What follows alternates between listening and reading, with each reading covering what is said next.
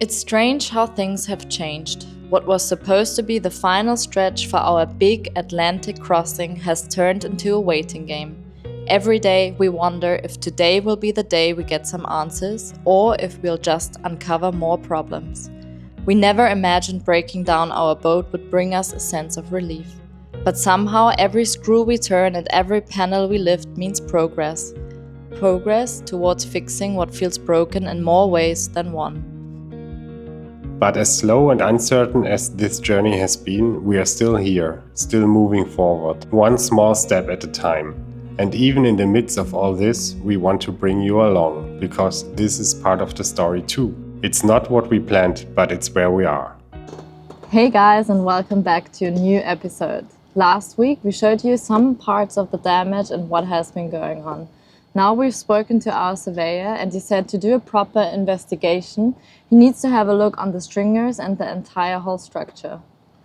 So there are some big jobs to do the next days, for example, removing more of the interior, taking down the sails, taking down the boom and all these kind of stuff to get a closer look of all the damage which has happened and to prepare for all the repairs are coming. If you are new here, we are Pat and Frankie, a couple exploring the world by sail on our yacht High. With no sailing experience, we sold everything, left jobs and embarked on this life-changing journey. Our mission, to see the world and eventually find a place to call home. But now we are facing a huge structural damage and total reset. Can we fix it? What's next? Let's find out. We got surprised today that today is the day that we are also replacing our through hulls. And first we checked all the sea cocks. They looked not in such a good shape. So we also decided to replace the hull throughs. And wow, that's something I've never seen before. It was hectic.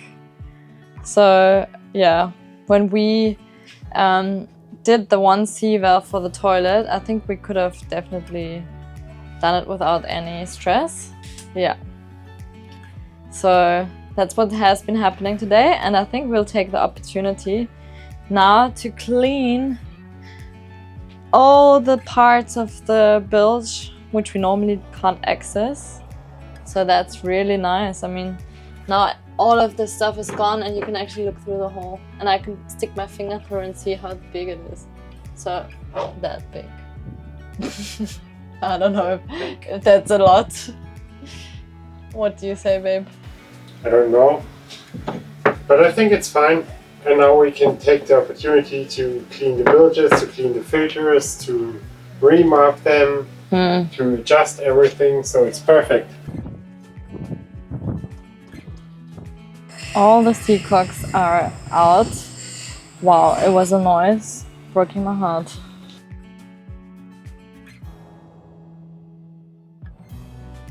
A boat has limited space, but somehow possessions accumulate over time. Packing away all the things that we store in the bilge and benches is a logistic challenge. Impatiently, we are wanting to make progress to find out how the situation under the benches and floorboards look like. Will we find more damage? Did you find treasure? Yeah. What is it? A rusty cutter. A Stanley knife, probably 13 years old. Maybe we should write Mats and ask him if he forgot it, if he's missing it. Do you think it has a purpose? No. Which purpose?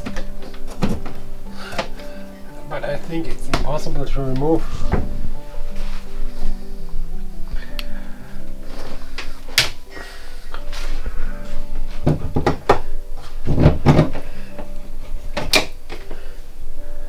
There it is. Maybe 14 years. That explains the rust stain over there. This one, yeah.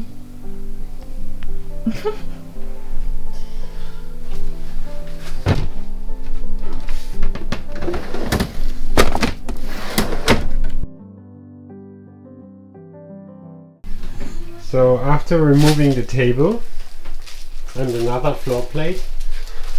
We got a better access to this crack, and now we saw that it's definitely a deep new crack. So it's not just a color or something, because you can put the knife inside like for 3 centimeters or something. So it's definitely cracked from there to there and maybe more up. But we have to figure it out, and we have to remove the bank for sure. But the problem is that there's the water maker. So let's see how it works. Yeah. As we started uncovering more damage, it became clear that removing the keel would be necessary to fully access the area beneath the keel plate.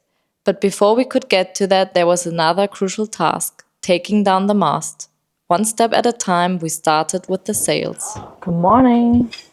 It's 8 o'clock. I'm still snacking my cereal. And today, we're going to take down the jib, the main we took down yesterday. Now we're taking down the jib, going up the mast. So it will be an exciting morning. And I'm still sleepy. But let's do it and let's get the stuff down.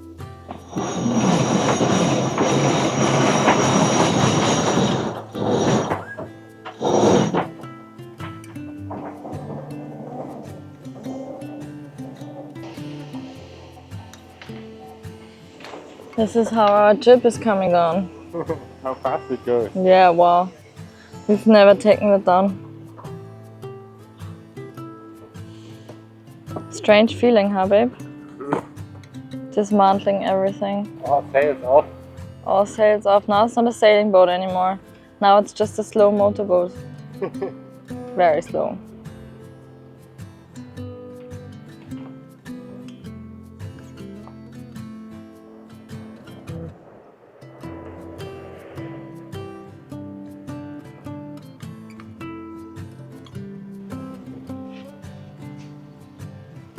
They are like stiff as stone.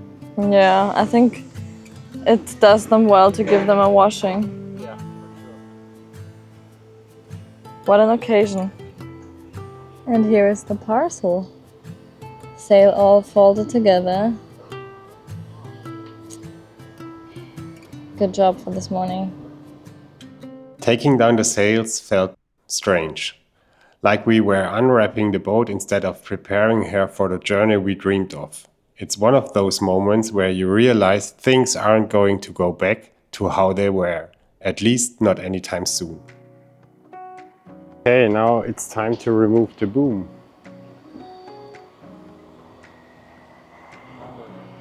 Let's see how it goes.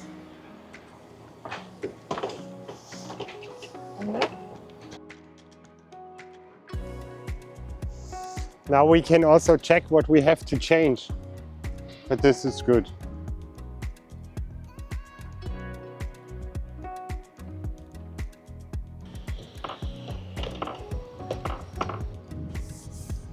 Now it's almost done. Now we have prepared the boom with 2 lines, and we made them a bit longer that they reach down to the floor. And now we will get a, how do you say, a little truck where we can put the boom inside. So that will be interesting. The moment of the moment. And now I tried how heavy it is, and it's okay. I would say without lines and without sail, it's manageable. Otherwise it's super heavy. Okay, try it. With your, yeah, like this. Strong woman.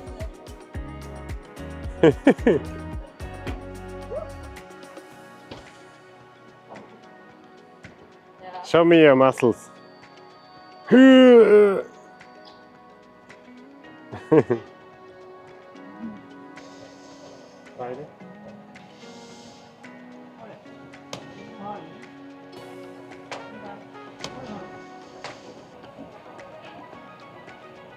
We are making the best out of our last days here in the boatyard.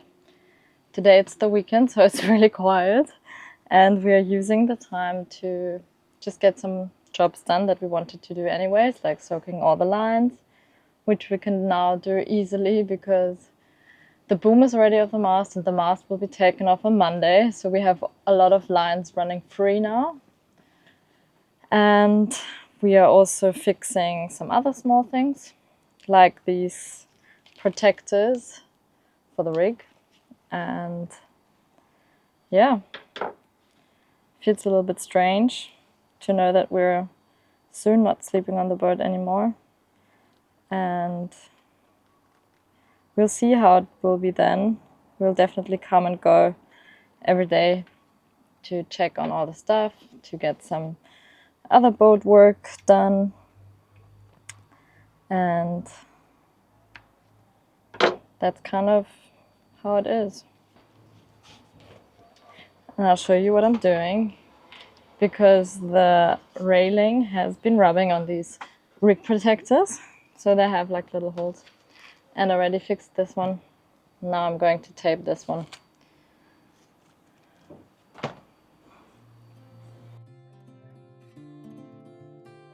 Waiting is the hardest part.